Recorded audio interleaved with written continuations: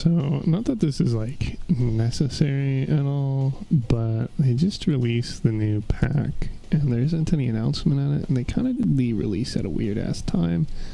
So I figure, you know, why not do a video about it, I guess, to show the stuff. I know that there were a few clanmates that were kind of interested in it, so I can oblige, since it's midweek, which means that not everybody's going to be able to get a chance to hop back on the game and mess around with the stuff before, well, work or the weekend or whatever other adult obligations or what have you.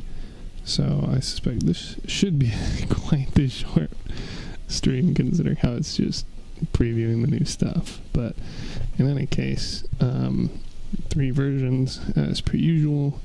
All of them include the new pack items, whereas the lower tiers do not include as much fancy decor and whatnot. So notably, we got 2 new structural parts. This, which is a non-gun mount, even though that's definitely what I thought it was. This thing is fucking enormous. And then we got a new bumper with it as well. And of course I want to spreadsheet those bad boys. Additionally, we have the new cabin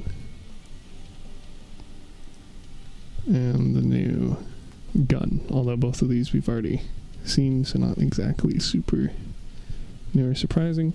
So to start with, for test drive, you can see how this functions. I feel like, based off the description, it feels like this should have the, you know, the ability to charge up and fire, kind of like the Astraeus or Kaiju or Varant or what have you. But in the teaser video that they showed, which was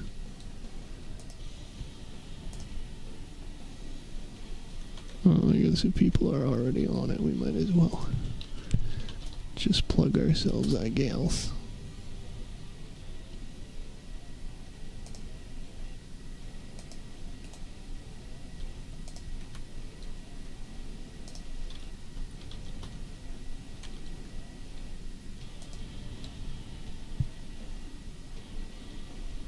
But they had the video for it, well, in, you know, Russian, and they like showed charging up, or they showed firing the weapon, but they didn't actually seem to include any charging of the shots. They just like tip tap, but I don't know, maybe it just has a really short charge up, I don't fucking know, but we're gonna find out today. So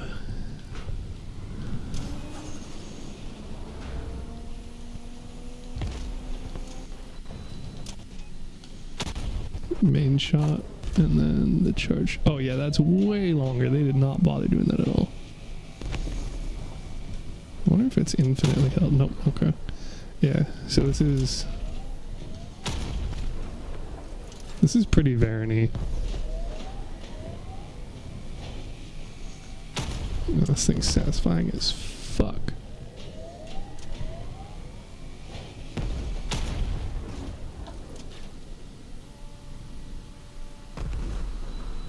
Suspect we're also going to see a lot of people running. That's funny. Didn't know they had voiceovers in the garage for quote-unquote allies, friends. This thing's probably going to be pretty nice on the Whaler, I feel like. Perhaps not, but it feels like it needs a little more oomph. Which also means there's probably a projectile speed fusion.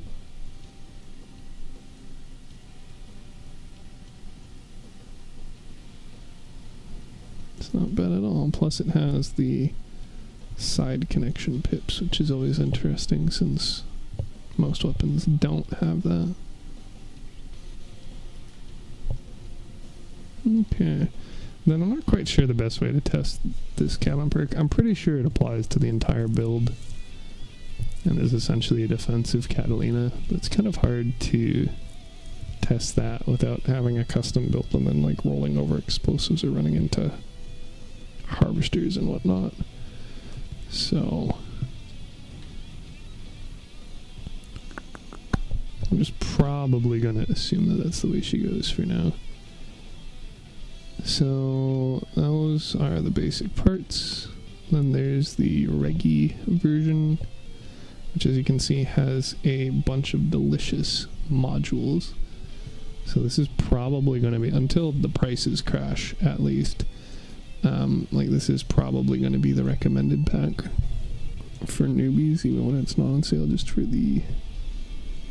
all the different hardware you get off of it, and then the current price of a lot of these pieces. So, well, I guess for the sake of example, most of the time when I'm recommending like looking at pack value, it's about 2,000 coins per $10 Canadian. This is $40 Canadian before tax and whatnot. And based on what people are buying them at, I don't think this is gonna go a whole lot lower. I think it'll probably stay at about 1,000, and then that's probably gonna be staying near 2,000. But 1, 2, 3-ish, 4-ish, 5-ish, 6-ish, but closer to 7 with that currently. And then 8.5. So, like, already at that point without the sale, which is where most others need that sale value to get it in mind too. Like, Iris are super heavily inflated at the moment due to the use in the limited time crafting, and then like the flywheel, the expanded ammo pack, and the modules are already low and will probably drop even lower with this as everybody scrambles to buy that and that, which are probably going to be the two big things from the pack. Well, that sure is an interesting 50 fucking orders there. You know what? I'm interested enough in this. We'll slap one up at 1,000.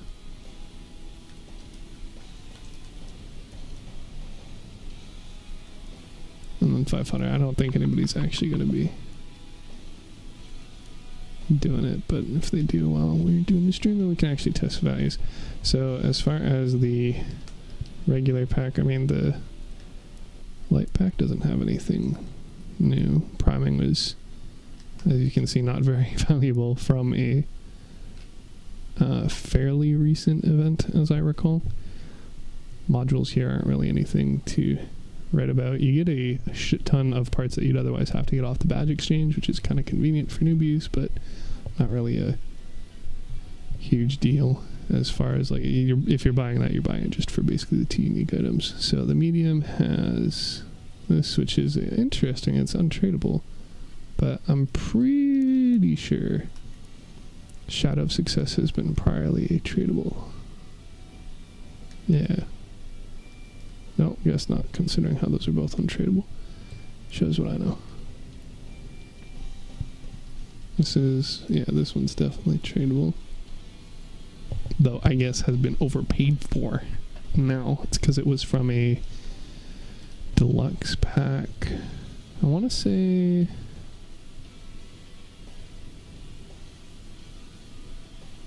I don't even remember. It was one of the other syndicate packs. It was a deluxe for there.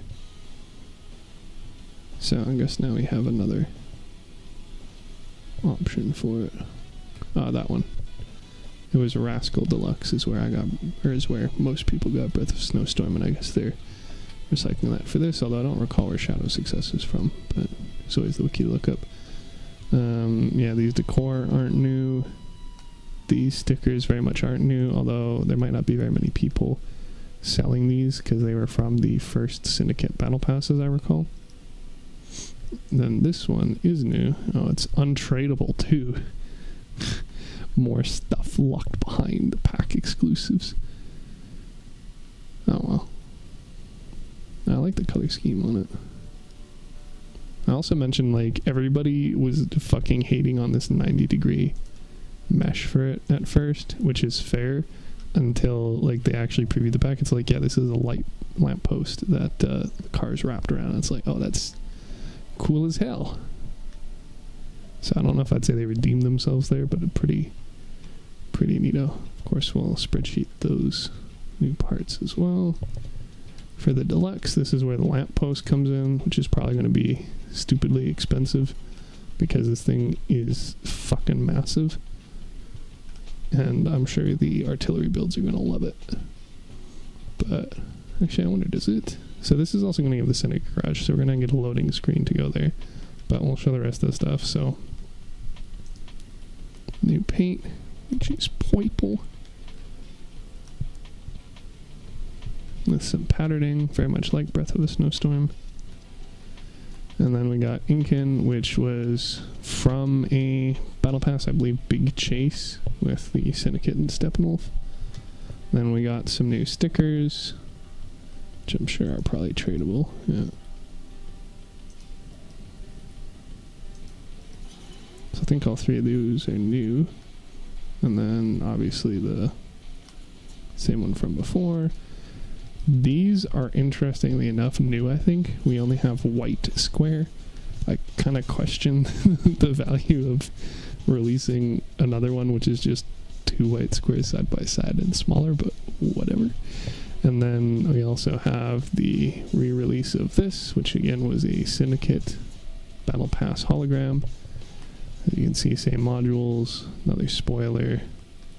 And then we also get the purple lamps, which are debuting, so we have another color to add to the rainbow. I will note that there was green lamps as part of the summer watermelon contest marathon thing, which is the last one you need to make it like an actual rainbow, because you could just use pink as kind of purples, but you know, now there's also actual purples if anyone cares about that. And then the parts list for the structural parts is the same.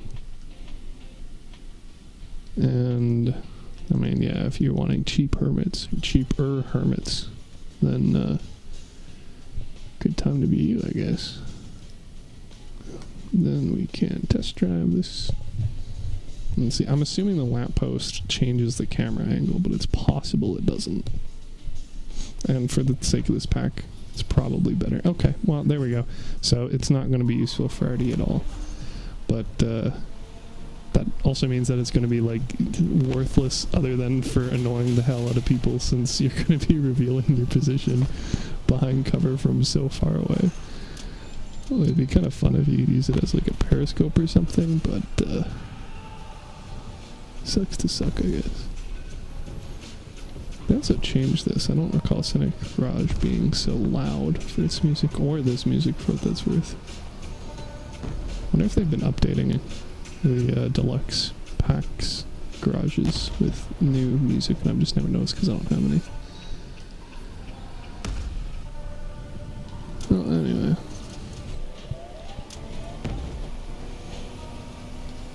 Yeah, this is like this feels like a kaiju that doesn't slow you down, which is kind of funny. I mean, it's obviously like literally not, like it's a cannon, but also they put it in cannons rather than uncategorized weapons, so.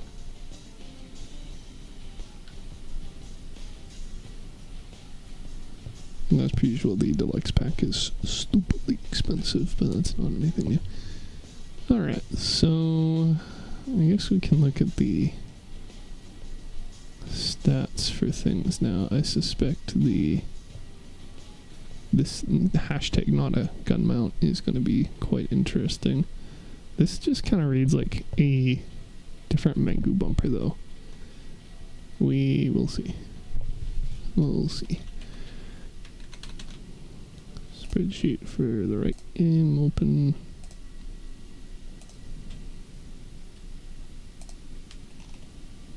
And then I'll just have it open on the other screen in the tech tree to see their relative placement to the other items.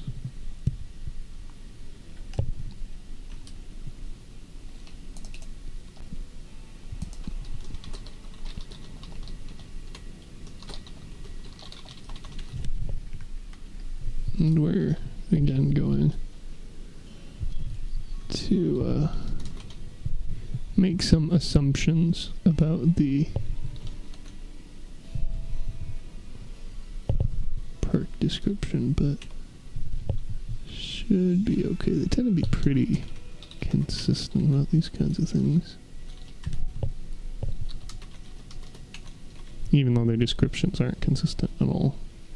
I can also put this as a pack. And how do we write Catalina? I think it was just literally... Yeah, that's also outdated, so I have to change that. But we'll say 25% vehicle. We're assuming damage resistance. We're assuming to say plus 10 to 100% once for 4.5 seconds, and then based on weapon damage multiplied by some rarity or tier value we don't actually know, and then reduced for Leviathans. Great. So for this, interesting though, it's actually quite a fast medium cabin, although they've rejostled these quite a bit. If we look at the updated speed charts, it's in the 80 kph category, which puts it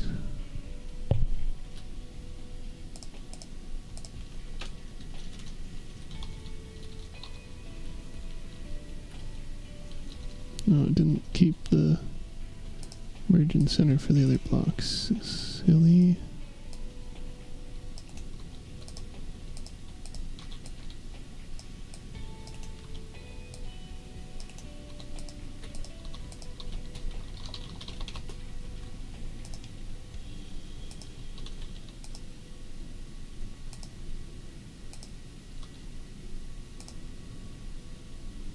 I don't want to bring over the border formatting, so hopefully this is fine. Okay, no, I missed some of them, but evidently. So it'd be interesting to see, like, it doesn't really do anything super exciting on paper compared to, like, Ermac or, like, Bastion, other than being faster and a lot, like, weaker and dependent on stuff, but I don't know, like 75% vehicle damage resistance isn't like terrible, but the other ones can already achieve similar or much better values with other items. So it's like, is a 45%, 50% D-res increase over something like an Ermac with the same build going to accomplish much? Especially when you have to deal a significant amount of damage over a fairly lengthy amount of time, worth the trade-off of +1 energy and plus 15 kph. I don't know, sort of depends how much people can like effectively snipe with it, but then like once you're getting shot at anyway, I don't know that there's going to be much difference. Like even the call can get it immediately as a drone build with the same speed, similar specs. So not quite sure what niche it's supposed to take up, but certainly an interesting shape. Speaking of, I think we're gonna lie about this sheet a little bit and treat it as if it were a single block rather than an L-shaped one. Because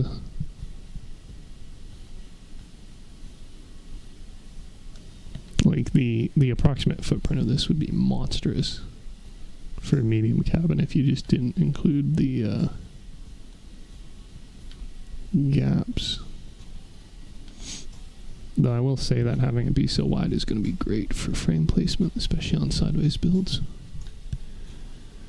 Anyway, so it's about 6 and then another 2 pips worth if you were to scrunch that back over. So you could say 8, you could say arguably 9, which I think will probably be what we go with. 9-ish length, 6-ish width for height, which is also very standard size. You see lots of ones with 9.64, so that's probably what they based it off of. And we've got the gun. which is the latest cannon on the list in legendary tier. Yep. Still considered a turret cannon.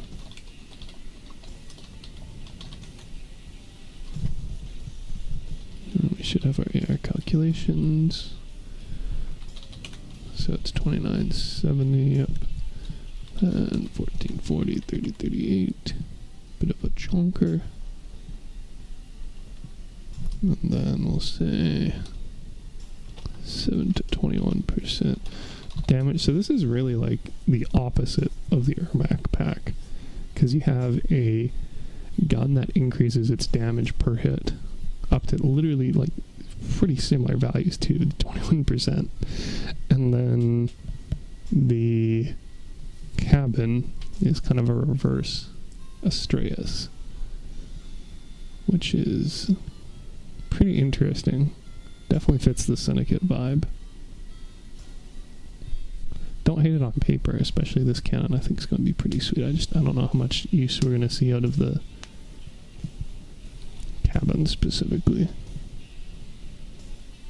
Oh, this is also damage, and they say damage protection. I'm not sure what that is again. Kind of hard to test without the actual item. I'm going to guess it's damage reduction, but it could very easily be damage resistance instead. Oh, maybe that's what we should assume.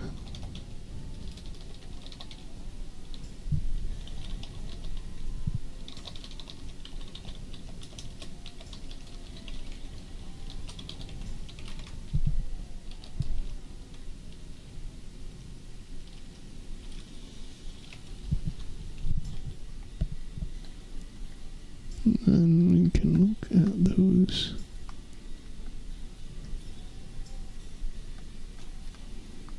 Tasty new structural parts, which again I'll have to like actually have before I can say one way or another the like exact number of pips, especially considering this lip around the bottom. But I mean, this thing has much health as some plows, and is therefore probably going to be pretty popular. But since I don't have any intentions of buying the pack, I'm going to have to wait for the pack deluxe and light versions to go out of the shop so that I can then buy it off the badge exchange, since they don't let us buy them at the same time they come out. Where would the incentive be in that, huh? So we'll open up the structural components. And then it's still considered a syndicate part, quote unquote, so it'll probably fit in with the other pieces alphabetically.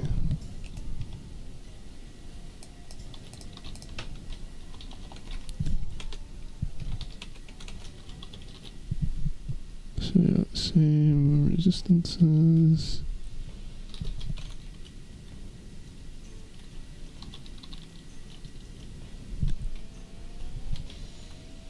And then our approximate volume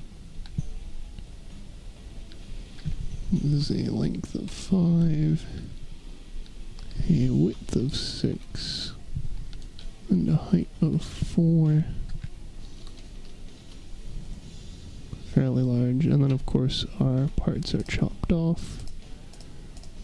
So I would estimate that it's probably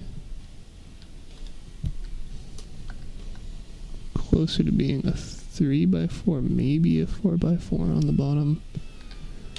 Like it's pretty close. If you told me that little pip there was filled, then I'd believe you, but if you told me it's empty, I'd also believe you. Likewise with the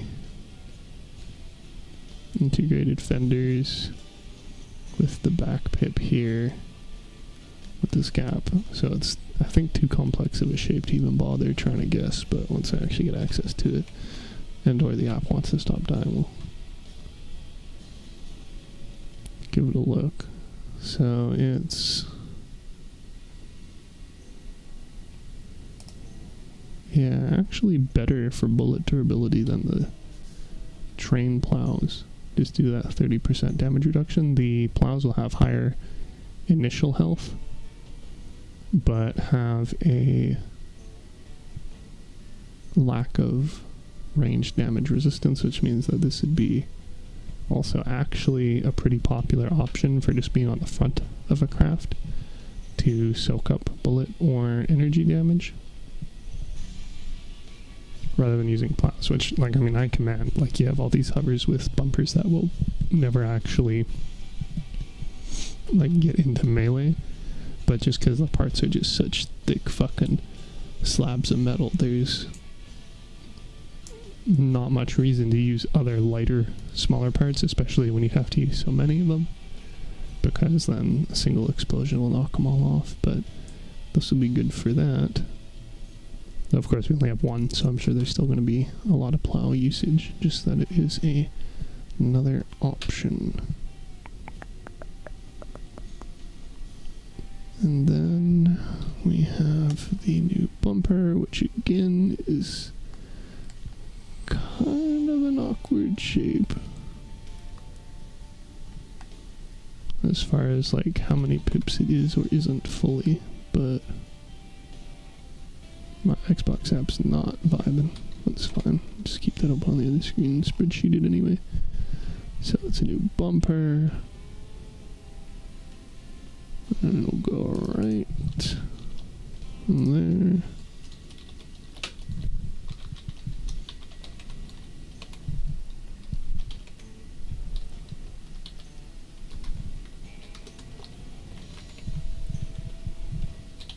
And it fits perfectly on that list.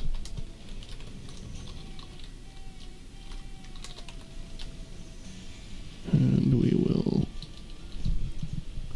do this approximation because, again, it's easy enough. Which is it being a 3x6x2. The actual one we'll double check once we have it again. And based on the parameters, it actually should fit within the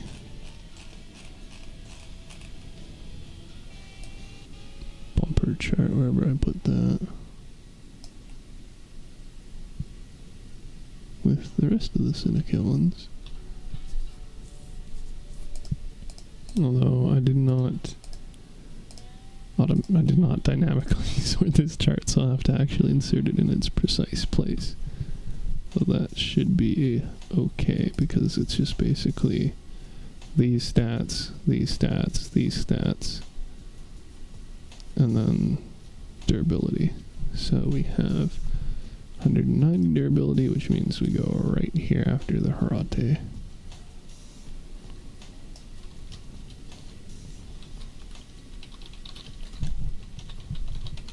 Which hilariously is also where it is on the list. Crazy that.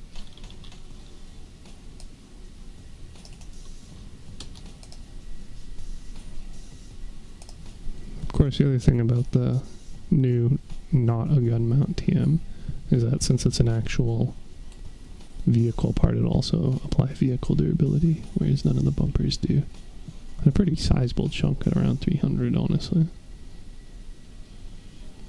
It's like, yeah, it's a decent shape too. I'm not too sure we're gonna have a whole lot of unique or interesting placements with it, just because it's so, like, cube, and, like, yes, there's some concavity / convexity to it, but it's not severe enough to warrant being able to find, like, cheeky places to put it, like with the power slide, which is probably the closest equivalent part, with this being a non-damage pass-through equivalent. And also, you know, not hollow, but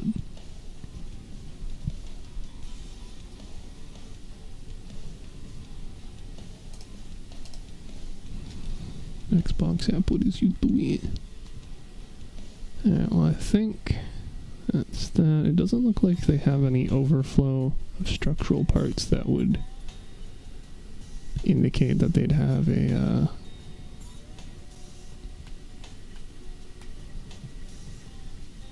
like they'd increase the limit and add more to the badges or anything. Like, all these are just the regular amount of parts you can have.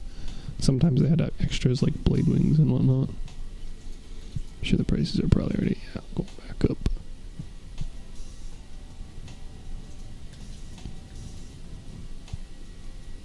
That's fine. I don't even have the Kensei either, just because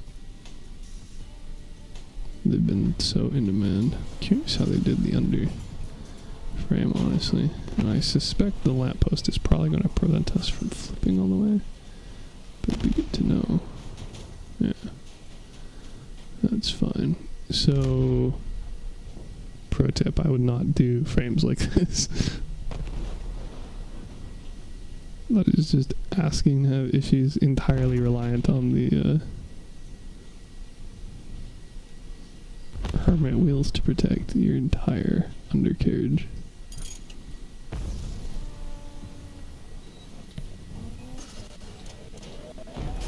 Certainly will be interesting though.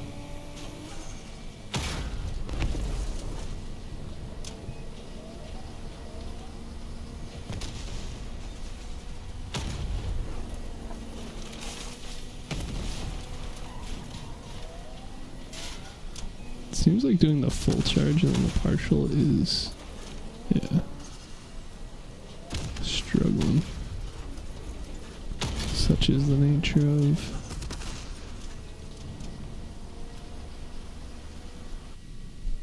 it, though. And of course I can't even, like, record the damage values on it if I test it against the young car. But its base damage should be correct. So I guess we can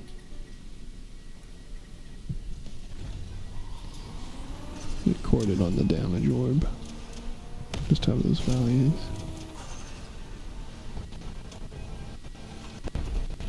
Especially since this shouldn't trigger the perk. 36 and 61 are such awkward numbers though. I find it kind of hard to believe that those are the actual. Unless it's like a very, very minor amount of like charge up that it thinks I'm doing when I just tap it. That's supposed to be 35 and 60. Or even less. I don't know how I'm supposed to. Oh, sorry, I have the perk active.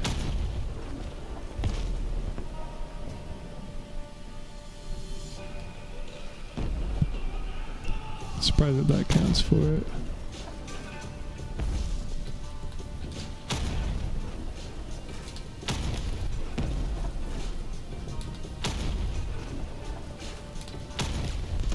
Yeah, I don't even know how I'm supposed to not have it do the partial charge up.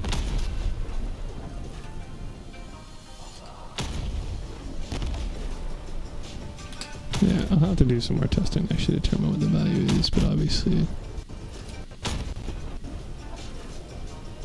you get all of them and then you charge it up all the way. And then I don't know if this period changes anything. I assume it's just the auto release one. Get some pretty thick damage on that. I think that's actually enough to one-shot a Cyclone. Depends what it's attached to, what the upgrades are. If they're running averters and stuff, what your cabin perk is, what your upgrades on it are, what your blah blah blah blah. But not too shabby since we sure have a hell of a lot of those around nowadays.